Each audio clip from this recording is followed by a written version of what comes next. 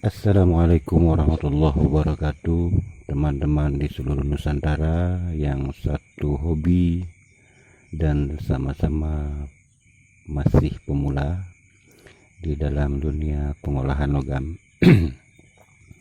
Ini adalah hasil dari proses pelarutan batuan yang saya nemu di jalan, yang sudah saya proses dengan pelarutan.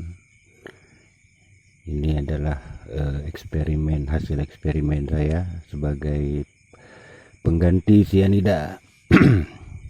Ini versi 2 nya, versi satunya sudah habis, ini versi kedua, dan ada perbedaan satu bahan, namun hasil yang didapat akan saya lihat dulu seperti apa.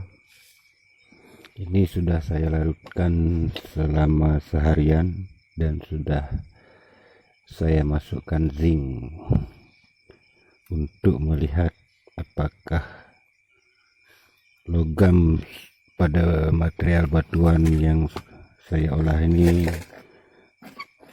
mengandung logam. Buat teman-teman yang mungkin sudah biasa mengolah pelarutan dengan menggunakan sianida dan mengekstraknya dengan zinc, mungkin sudah mengetahui ciri-ciri kelarutan logam. Ini sudah saya beri zinc.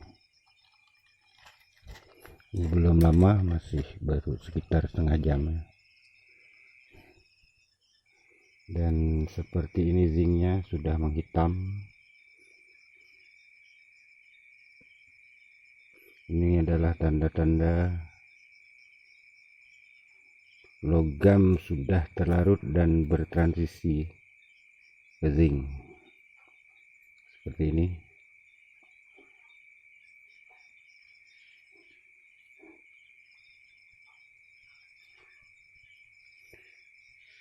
Dan di sini juga saya ingin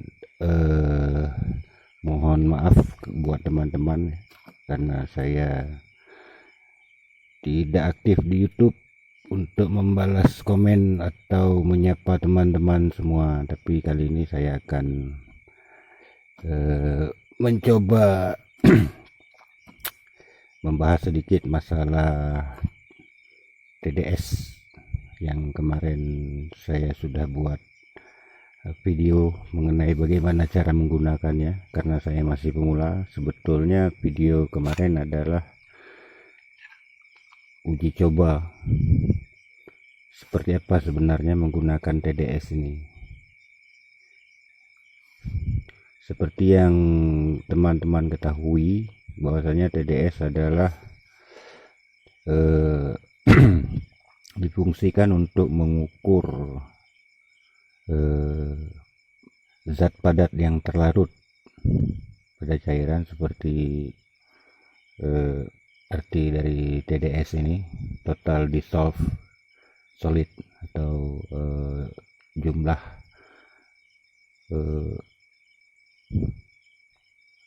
mineral padat di sini difungsikan untuk kepadatan mineral atau garam-garaman, atau baik itu organik maupun anorganik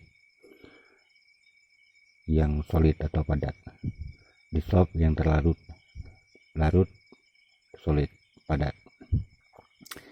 Jadi untuk mengetahui jumlah dari kepadatan yang terlarut atau zat padat yang terlarut, dinyatakan dalam ppm atau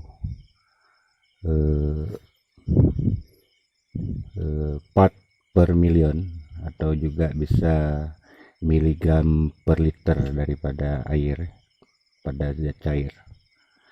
Jadi kemarin kasusnya adalah TDS ini tidak merespon atau tidak menunjukkan angka tertentu pada saat pengukuran, baik itu di basa ataupun asam. Jadi kasus di sini juga sama, saya akan ukur ini karena sistem basah.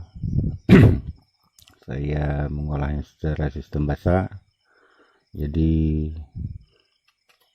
ini adalah cairan basah dan saya akan ukur menggunakan TDS ini untuk mengetahui sebenarnya seperti apa sih fungsi daripada TDS ini. Tapi sebelumnya di sini saya juga sudah punya air mineral. Ini akan saya uji air mineral dulu. Ini air minum mineral. Seberapa jumlah zat padat yang terlarut pada air mineral ini.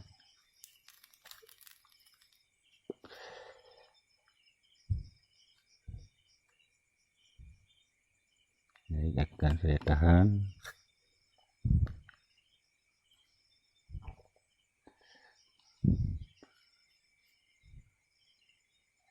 Tidak terlihat ya. Jumlah adalah 17 ppm atau miligram per liternya, mengandung 17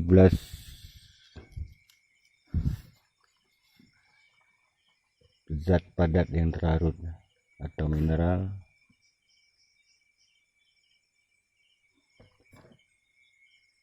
yang terlarut yang ada di dalam larutan ini. Coba saya nyalakan lampu kamera.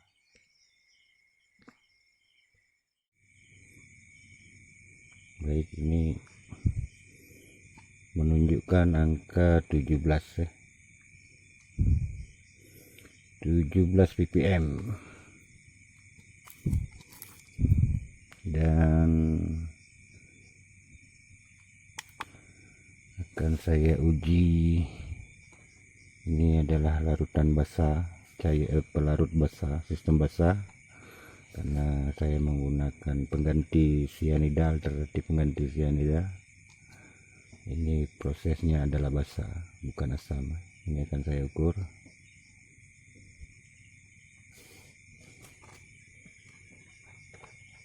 Dan kasus yang ditemukan sama seperti video kemarin ya. Kalau kita lihat dari tanda zinc, terbukti bahwasanya ada logam yang sudah terlarut ya, karena sudah bertransisi. Namun pada pengukuran menggunakan TDS ini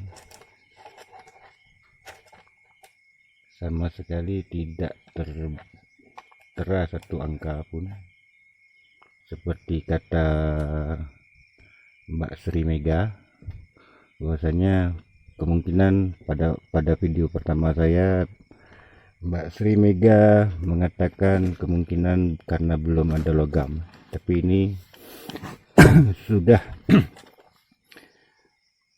terlarut dan sudah benar-benar terlarut karena sudah bertransisi logam tersebut pada zinc seperti yang kita lihat tadi. Logam sudah terlarut dan sudah bertransisi. Ini kan saya coba rendam lagi. Ini zinc, saya akan berikan zinc baru, zinc foil baru. Namun untuk proses pemberian zinc ini harus ada sirkulasi. Ini akan saya nyalakan aeratornya. Saya menggunakan aerator sebagai sirkulasi.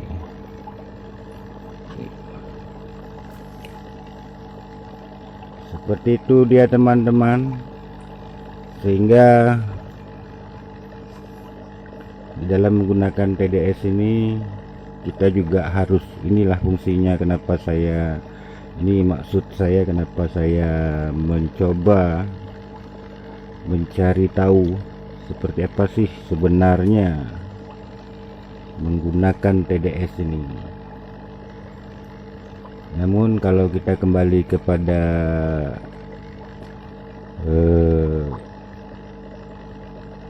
maksud daripada total dissolved solid ini bisa dimaknai kepadatan daripada larutan. Jadi padat atau tidaknya sebuah cairan, baik itu dengan mineral ataupun logam atau mineral, itu bisa disamakan, baik yang organik maupun yang anorganik. Jadi dengan menggunakan DDS ini kita bisa mengetahui kepadatan daripada cairan, namun tidak bisa dipastikan bahwasanya itu logam buruan yang akan kita proses, seperti misalnya emas. Tidak bisa dipastikan besarnya kelarutan dengan menggunakan DDS ini. Hanya mengetahui DDS ini hanya untuk mendeteksi kepadatan daripada larutan yang kita buat. Ini saya lihat, saya lihat ini baru saya masukkan dan sudah menghitam. Buat teman-teman yang biasa memproses dengan menggunakan zinc, mungkin sudah sangat mengetahui ciri-ciri logam sudah terlarut dengan menggunakan zinc pada sistem basah. Karena sebelum penggunaan adanya penggunaan electrowinning, selain karbon, biasa pengolahan juga menggunakan zinc untuk penangkapan logam pada proses sistem basah. Ini kalau sistem asam logam sudah terlarut. Ini karena sistem basah, jadi terjadi transisi. Baik teman-teman, jadi intinya TDS ini bukan menentukan jumlah logam buruan kita pada larutan, namun pada kepadatan cairan, padatan larutan yang mengandung mineral atau garam-garaman, sehingga kita bisa mengetahui seberapa padat larutan yang kita miliki. Ini akan saya ukur juga menggunakan TDS. Ini adalah kimia pengganti cyanida yang saya racik. Ini basah, ini sebetulnya sangat berbau menyengat ya. Saya juga tidak menyangka prosesnya hingga sampai terjadi seperti ini karena eksperimen. Namun hasilnya sama-sama sudah kita lihat aja. Dari proses awal dan batu yang saya pecahkan juga tidak terlalu halus ya. Hanya sekedar pecah dan kemudian saya proses pelarutan, dan hasilnya sudah bisa dilihat dalam waktu seharian ya. Ini aromanya sangat menyengat, mirip sekali dengan aroma amonia. Karena itu sistem basah. Ini akan saya ukur larutan ini.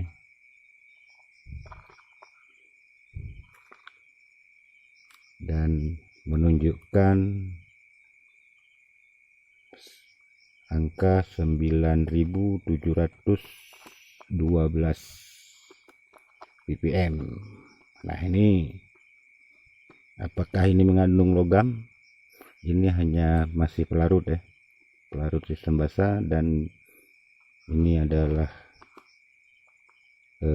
angka yang didapat pada DDS 9.712, sehingga pada saat saya mengukur yang terlarut ini, angka akan melebihi dari 9.000 hingga mencapai sehingga tidak terbaca lagi oleh TDS ini. Itulah kesimpulan yang saya dapat, karena bahwasanya TDS tidak bisa kita jadikan patokan kelarutan logam buruan kita seperti logam emas, hanya untuk mengetahui kepadatan larutan. Itu kesimpulan yang saya dapat, karena seperti hasil yang ditunjukkan sendiri oleh TDS ini tidak mendeteksi, karena sudah 10.000 ke atas, 10.000 lebih, sehingga dia tidak menunjukkan angka. Seperti itu dia teman-teman. Inilah bukti saya masih pemula, sehingga saya harus belajar lebih jauh lagi untuk memahami TDS ini. Dan untuk teman-teman yang sudah memberikan masukan, terima kasih, dan juga pertanyaan. Bagaimana cara menggunakan TDS, seperti itulah, tergantung apa yang kita inginkan. Seperti air mineral, ketika air ini dinyatakan bebas dari logam berat atau logam-logam lainnya, maka angka TDS akan lebih rendah. Seperti air ini hanya mengandung sedikit, sekitar 17 ppm zat padat yang terlarut pada air mineral ini, sehingga bisa dinyatakan air ini air yang aman untuk dikonsumsi, karena ini air mineral, produk yang dijual. Dan air sumur mungkin nilai TDS-nya lebih tinggi karena banyak logam atau mineral terlarut di dalamnya. Baik, itulah dia teman-teman proses eksperimen saya. Semoga bermanfaat dan menjadi satu acuan buat teman-teman, karena menurut saya TDS untuk sistem pengolahan logam ini bukanlah satu patokan, namun bisa kita ambil kesimpulan bahwasanya menggunakan TDS pada pengolahan logam pelarutan, khususnya pelarutan, kita akan mengetahui kepadatan daripada larutan yang kita buat. Bahwasanya benar, larutan yang kita gunakan mampu melarutkan mineral yang ada pada material seperti ini. Ini adalah satu bukti bahwasanya logam terlarut sudah mulai bertransisi. Bukan berarti ini adalah emas, namun bisa jadi, tapi karena ini batu jalan, batu yang saya ditemukan di jalan, dan saya tertarik untuk mengujinya, dan saya uji dengan kimia racikan sendiri. Warnanya kuning emas, luar biasa ini warnanya. Saya tidak menyangka ini versi kedua. Versi pertama hampir sama juga seperti itu warnanya, cuma satu bahan yang berbeda, namun hasilnya sama. Mungkin suatu saat akan saya upload, karena akan saya pelajari lebih jauh dulu, sehingga saya bisa menerangkan seperti apa cara menggunakan larutan atau pelarut pengganti cyanida ini. Luar biasa karena sangat mudah membuatnya, mudah, murah, dan mudah ditemukan. Hanya di toko pertanian ya, karena saya buat dari pupuk dan beberapa bahan kimia lainnya. Nanti mungkin akan saya upload setelah saya pelajari lebih jauh. Baiklah teman-teman, buat teman-teman, inilah kesimpulan mengenai TDS ini menurut saya. Mungkin menurut teman-teman berbeda, beda pengalaman, beda kasus, sehingga kita bisa belajar dari beberapa pengalaman dan beberapa kasus. Buat Bang TB Dadi Mulya di channel, inilah Bang TDS Bang, karena Bang bilang baru mendengar istilah TDS, inilah TDS. Dan buat Mbak Sri Mega, saya ingat nama teman saya, Sri Mega Atmayasari. Seperti itu Mbak. Saya tidak menjawab di komentar, tapi saya jawab di video. Seperti itulah maksud saya menggunakan TDS. Makanya itu saya coba pelajari lebih jauh, sehingga saya bisa benar-benar mengetahui, tidak hanya seperti pada panduan, namun saya langsung kepada kasusnya, sehingga ketika basa larutan itu akan berpengaruh pada angka TDS, dan sebaliknya ketika asam juga akan berpengaruh. Seperti pada video sebelumnya, TDS tidak menunjukkan angka tertentu pada basa dan juga pada asam. Namun ketika pH kita turunkan atau distabilkan, akan ditemukan angka, karena membuktikan kepadatan mineral yang terlarut atau zat padat yang terlarut pada cairan, apakah itu organik maupun anorganik. Bukan berarti pada pengolahan material, pengolahan logam itu adalah logam mulia atau logam buruan yang kita larutkan, karena di situ tercampur mineral-mineral lain, logam-logam lain yang ikut terlarut.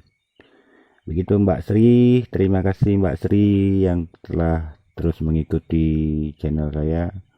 Inilah buktinya saya masih benar-benar pemula dan belum master. Bukan master, masih jauh, karena saya autodidak, tidak ada pendidikan khusus, sehingga saya harus belajar lebih jauh lagi. Luar biasa, ini sudah terlarut nih. Warnanya sedikit ini karena masih tipis ya, terlihat kecoklatan, namun berkilau, tapi di kamera kayaknya tidak terlihat ya. Baiklah teman-teman di seluruh Nusantara yang satu hobi yang sama-sama pemula, sekian dulu video dari saya. Semoga ada manfaat yang bisa diambil.